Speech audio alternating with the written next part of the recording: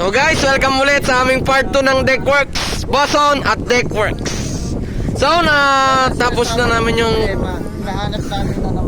hinahanap na namin yung problema. So bali tapos na namin yung control box, mga control source na doon. Ayos na. Ang problema na naman is itong switch limit. Yan guys, ang tinatawag namin switch limit. Anong gamit yan, yung switch limit na yan? Para saan yan? Para saan ba nga to? Si Eric talaga yung Lek, para saan daw tong switch limit na yan? Ewan ko dyan, yan guys. I-GMT nyo na lang yan. GMT means Google mo, tanga.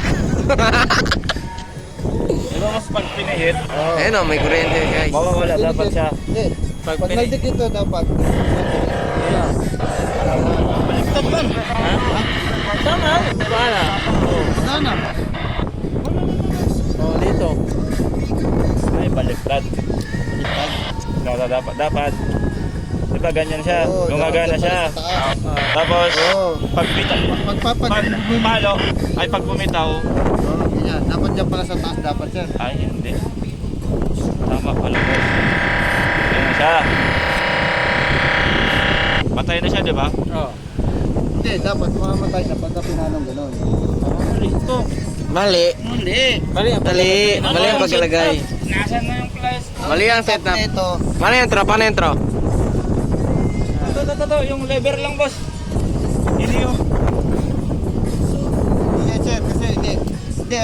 Papalapin siya. Diba nakalagay ang ganyan. Dapat may angle sa doon. Dapat angle niya. Ito, so adjust mo para Ayun nga.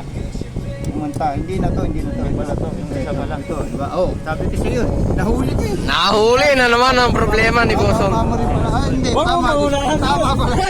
Tama. Nakuha na naman po. Nakuha na naman ang solusyon sa isang problema. Sir, ano sir? Good morning sir, that's Chief Officer. Bago yan sir.